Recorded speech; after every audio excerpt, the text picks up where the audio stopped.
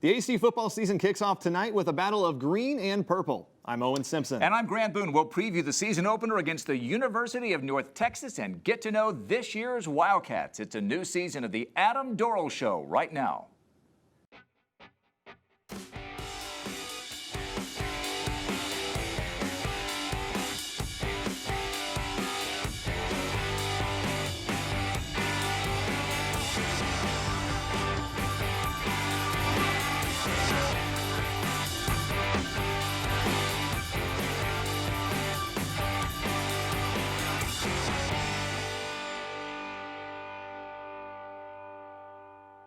Welcome to a brand new season of the Adam Dorrel Show presented by Lawrence Hall. From the ACU TV studios on the campus of Abilene Christian University, I'm Grant Boone alongside ACU journalism major Owen Simpson and the head football coach at ACU, Adam Dorrel. Happy new season to you. We got younger at the position. Did you notice this? Yeah, the sophomore. Well, Coach, the 100th anniversary season of ACU football kicks off tonight just a bit north of Dallas in Denton against the University of North Texas, Mean Green. You've been a player for all those years as a kid, then in college. You've been an assistant coach, you've been a head coach. For those of us who never put the uniform on or felt like what these guys and you as coaches are going to feel like, what is opening night like? Yeah, it's very exciting. You know, college athletics, not just football anymore. It's basically 365 days a year, and so you work a lot of hours to get to these games, these moments, and so it's really exciting. And opening nights, it's just heightened for the players and the coaches and the fans, and so it's going to be very exciting. Coach, in the preseason poll that was released back in July, you see ACU sitting at 7th overall in the standings. However, one interesting thing I'd like to point out, you did receive one first place vote. When this was released to the public, what was your initial reaction? You know, I love the media polls because it gets everybody talking about football again. You know, after that, I've been on both ends of the spectrum, been picked first, been picked middle, to even been picked last. And so it doesn't really, for me as a coach, man, I always try to get our guys focused in on preseason poll, preseason all-conference, preseason all-American. Stuff, it doesn't mean anything. It's that final poll. You know, it's the old adage of life. It's not how you start, it's how you finish. But, you know, I'd be lying to you if I didn't tell you we're using it as some motivation. I think our guys were, you know, a little, I don't know if I want to use the word disappointed, maybe a little surprised. And that's all right, man. Anything we can use in the locker room to get our guys motivated each and every day, each and every week. And, you know, college football is a long season, so we'll continue to replay that for our guys, especially when we get into conference play. Well, it was a topsy-turvy year in the Southland Conference. There's not a lot of separation 1 through 7 when you look at it. So the good news is all that's out the window starting week 1. We're going to preview tonight's game between ACU and the University of North Texas a little later in the show. But when we come back, we're going to meet the Wildcats, previews of each position. Stay with us. It's the Adam Dorrel Show, presented by Lawrence Hall Abilene.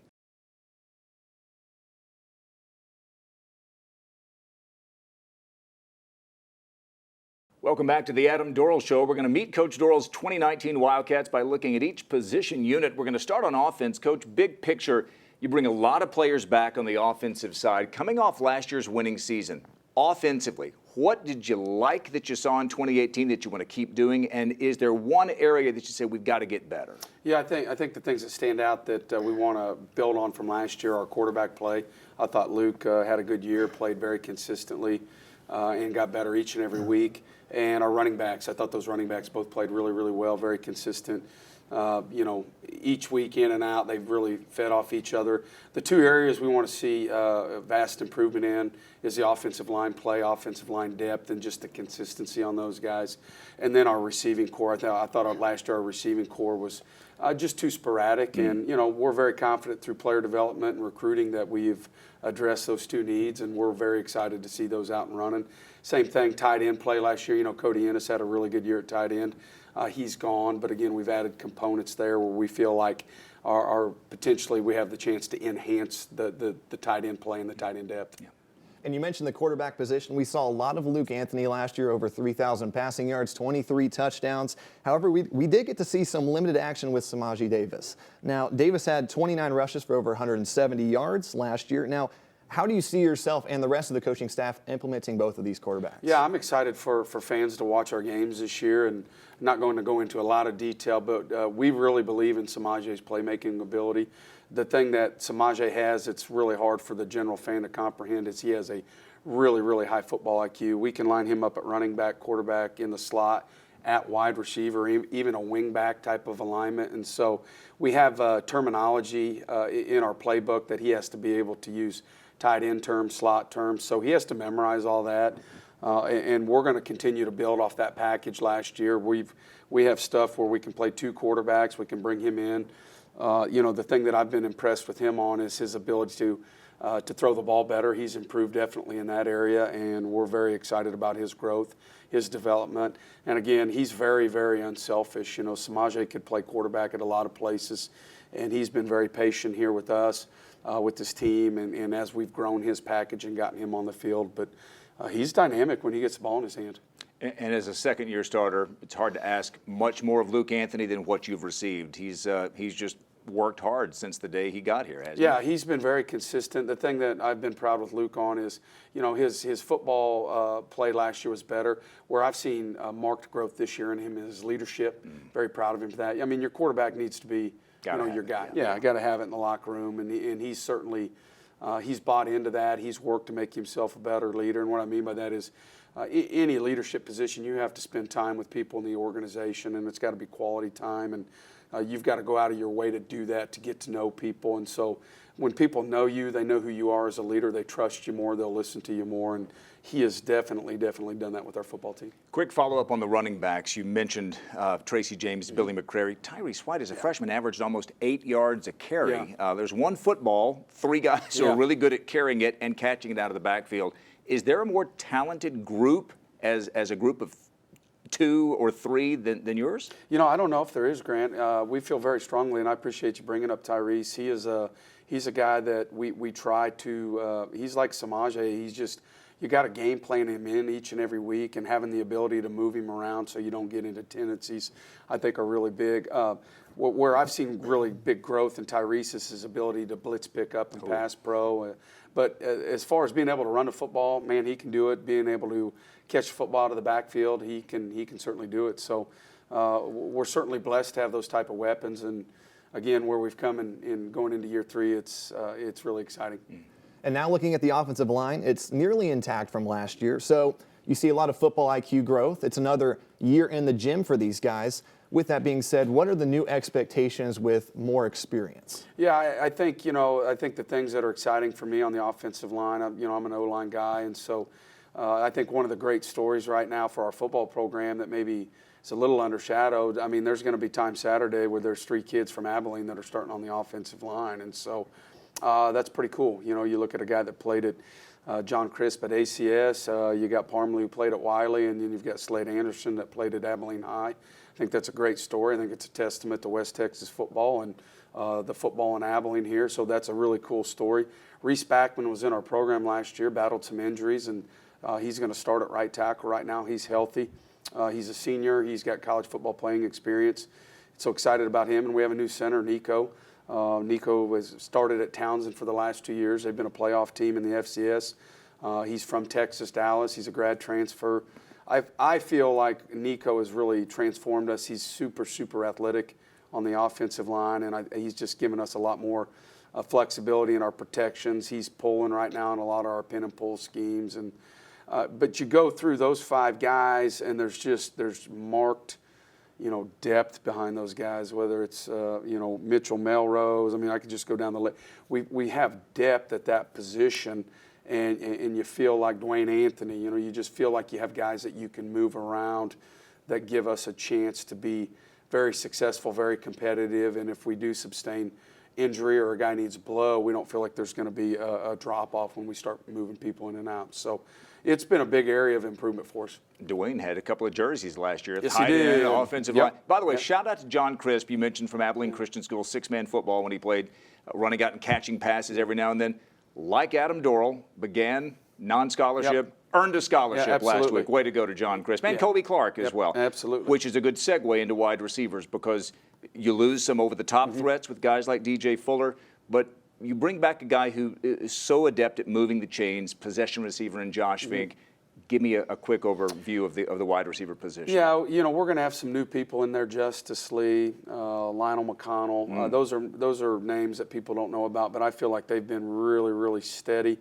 Remington Lutz is playing in the slot. And then, you know, the two guys to me right now that are really set the tempo for that position group is Josh Fink, like you said. Josh can play all three spots, Z, H, and X. Kobe Clark can play all three spots, Z, H, and X. Kobe has had a phenomenal camp. He's very dynamic right now. He is great with the ball in his hand, but he's really good at running deep routes, double move routes. And so we just feel really good about that group because we've added components there, added pieces there. Brendan Harmon is a transfer from the University of Rice, played at All Saints. He's a big guy. He's 6'4". So we're excited. I'm excited for everybody to see him. Again, Grant, to me, when you have a room like that, receivers have to be unselfish and buy into what we're doing. And, man, Coach Jenna's doing a really good job with those guys.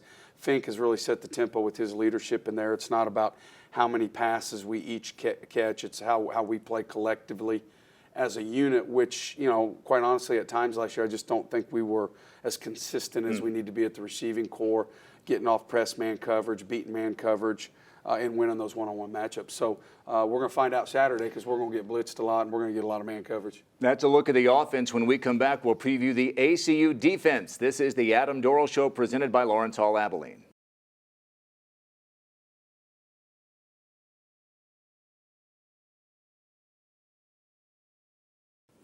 Welcome back to the Adam Dorrel Show as you take a look at the ACU defense for 2019. Coach, in addition to saying goodbye to last year's seniors, you also said goodbye to Tremaine Jackson as defensive coordinator. He moves up to Texas State. You bring in Clint Brown, whom Wildcat fans are going to get to know starting tonight in the game against North Texas. From South Dakota State, he's got FCS experience. What attracted you to Coach Brown and made you want to bring him to ACU? You know, when I didn't know Clint personally, I knew who he was in our industry, and then started to research him a little bit and took some phone calls. We had mutual friends, and you know, the thing that Clint is that everybody will find out, he's a professional. He's really good at his job, brings a wealth of experience. I think it's got to start with he grew up in Nebraska, played at the University of Nebraska on a national championship team. He knows how to win. And, you know, obviously everybody documents James Madison and North Dakota State, rightfully so, but South Dakota State has been right there with both of those programs consistently year in and year out at the top. And so it's great to bring a guy in here like that. Clint has a wealth of defensive knowledge. Where I've been really impressed with Clint and where I've been pleasantly surprised is he's just really brought some fresh ideas into our organization, recruiting, off-season stuff that, you know, when you bring a guy into your program, man, it's everything as a head coach you hope for. You knew you were getting a great defensive coach, but all the other things, he fits in really good. Great family. Him and his family seem to be getting along really well here, and it's just exciting to have him in our organization. Great to have him here. And, Coach, looking back at last season, there were a few games the defense had a hard time stopping the run and just getting the ball turned over on downs. Now, going into this season, looking at the defensive line in particular, what has been done to better improve the defensive line at stopping the run and getting to the quarterback? Yeah, I think where we've really improved is just the overall, like the O-line. We have more players there now. We have guys that we can rotate in, and we don't feel like we're going to have drop-off. Last year, at times, there was just, whether it was an injury or trying to develop a freshman, there's just times that guys were playing too many snaps. In my experience as a head coach, great D-lines. I mean, you got to have 8 or 9 of those guys. You got to rotate them about every 4 snaps. In year 3, this is the first time that we feel like we've had that luxury. So, again, that's through recruiting efforts by our staff, whether it's getting grad transfers or some transfers through player development of guys that we've redshirted and are going into year 3 that we finally feel are capable because they have the strength and the weight. We have a couple freshmen that are in the mix right now that are helping us. So we finally feel good, like we've got guys there that compete at a really high level. They also have very individual skill sets. Some of them are a little bit better pass rushers. Some of them are a little bit better at run stopping. And so our packages are going to be more diverse this year, whether we're playing our even, our odd package. We're going to be able to move guys in and out based on their skill set. And so I'm confident you're going to see more consistency in the D-line, whether it's stopping the run or getting pass rush, which, you know, there was times last year it could have been better.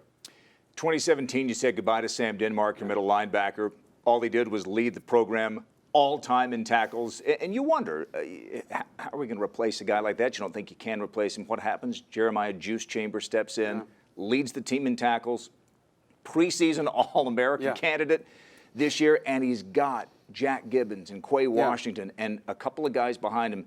I asked you about the running backs. I'll ask you about the linebackers, the same thing. Is there a better collective unit in the league than this bunch? I don't know, Grant. It's we feel really good in those three guys. I think good linebacking course feed off each other, and they have like a instinct to know where each other's are going to be. Quayshawn's had a really good off-season, really good camp. He's really changed how he looks. Jack Gibbons is playing really good at will. And then, but our guys juice. Jeremiah's had a really good camp, been really solid. Really proud of him and what he stands for. He's a leader, the voice in the locker room for the defensive side of the football, and he does a really good job of getting those guys on the same page. So, quite honestly, we've spent a lot of our focus in fall camp not worried about those three. It's been the 3 guys, 4 guys, 5 guys after them. We've really cut back on Jeremiah's reps, even Jack's and even Quayshawn's reps, trying to get some of those young guys up to speed. So hopefully it'll help them in their experience and their growth on special teams, but if we need them this year. And as Grant already mentioned, arguably the biggest name on defense, Jeremiah Chambers, 113 total tackles last season, and that surpasses every Wildcat by a hefty margin. You also have Jack Gibbons, who played a significant role on defense as well. Going into this year, how do you expect these guys to lead at the linebacker position and on defense as a team? Well, I think it really starts, to be honest, I think the improved play and depth on the D-line is you're going to see them making more plays.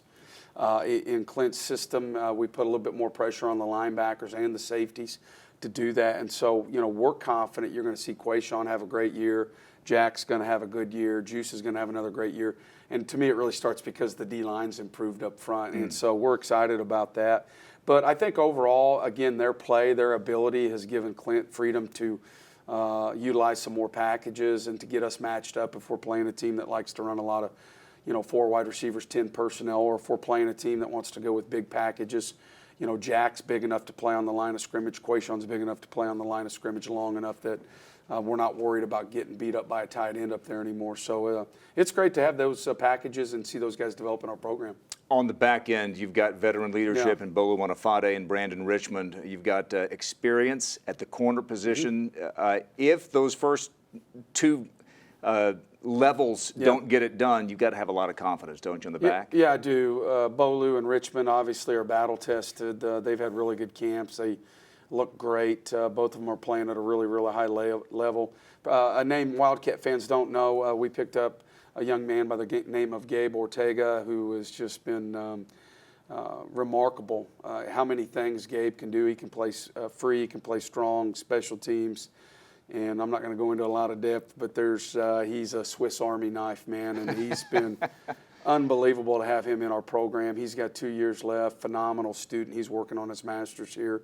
And then you go outside, with Pudge and Adonis at corner and just being able to see those guys return and have depth. Adonis Davis is so unassuming because I think a lot of people look at him and they look at his lack of height.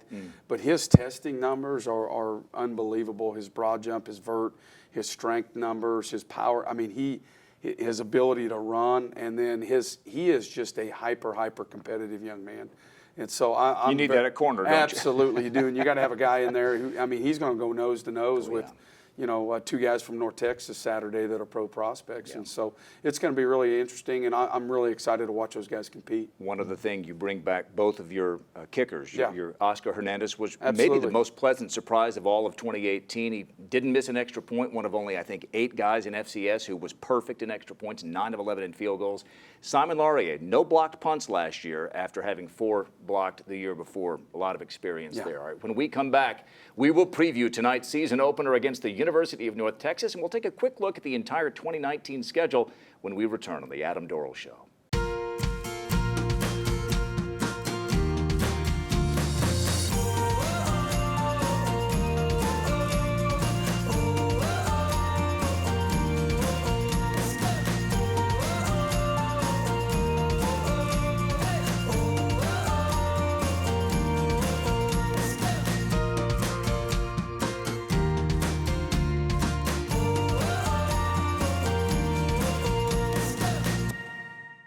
As we welcome you back to the Adam Dorrel Show, take a look at the Week 1 schedule in the Southland Conference. Preseason favorite Nichols, which last year opened the season with an overtime win at Kansas, tries to take a bite out of the Little Apple today against K-State in Manhattan.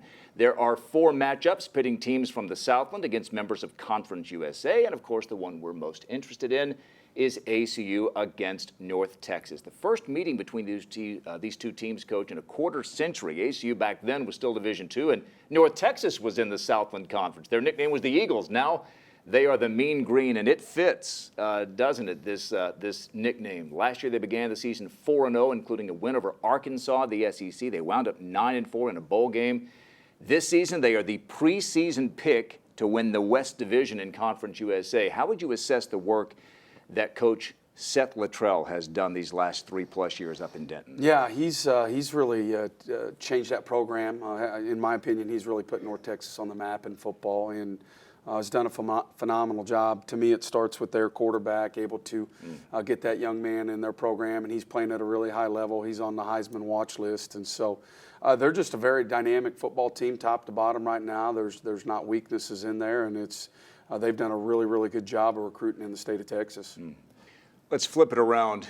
Your offense versus their defense. Their calling card has been offense, and Mason Absolutely. Fine, when you have a quarterback like that, that's how you're going to be known. They had 18 interceptions defensively last year. That was 5th in all of FBS. When you start to game plan your offense versus their defense, where do you start? Well, it starts at the corner position. Both their corners are gone from last year, so I think you have to get into the game and assess who's playing corner for them and assess their skill set as best as you can. Again, you have to base a lot of what you're trying to do off what you saw last year, because you're sitting there going, well, you know, they had a lot of success. They're probably not going to change a ton. And so, you know, we have their film, they have our film, and we'll go through and game plan. And again, I just think it's so critical in week 1. You know, we talked to our team about the mistakes that everybody made last week, 0 week, the Miami, Florida game, Sanford, Youngstown State, Colgate, Villanova, Hawaii versus Arizona, and we really pulled clips from all those games. And I think week 1's very important, that you weather the storm, don't turn the football over early, don't give up a bunch of big plays, and then don't just penalties, man. Just don't kill yourself with penalties because you only have 10 men on the field or you're misaligned. And so, you know, defensively, their defense, when we're against our offense, we're going to try to do what we always do and be diverse and try to attack with our key weapons. Now, going into this season, what has changed and what are your thoughts on a bigger schedule? Yeah, you know, so the schedule is what it is. You know, those things were made before I even took the job here. And so me personally, I would just prefer that we play one FBS school a year. You know, I think that's plenty enough challenge for our football program. And here's the deal. Your conference plays hard enough, you know what I mean? And so you try not to make your conference or your schedule any more harder, but it is what it is.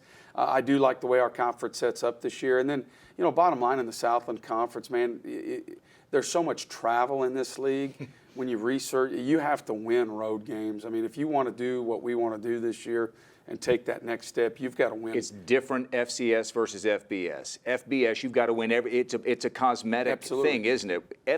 FCS is about your record in the league, and that starts, as you say, middle of September. Absolutely. Happy new season to you. Thank you all. First episode in the book. Should be a great ASU crowd there in Denton. And the ASU Alumni Association is hosting a big tailgate gathering before the game right there at Apogee Stadium in the area, fittingly known as The Hill, 4 to 6 p.m. Kickoff is 6:30 tonight. Jim Reese and I will have the pregame show on radio beginning at 6 on 98.1 FM The Ticket. For Coach Dorrel and for Owen, I'm Grant Boone. Thanks for watching the Adam Dorrel Show presented by Lawrence Hall. Enjoy the game, and we'll see you right here next week.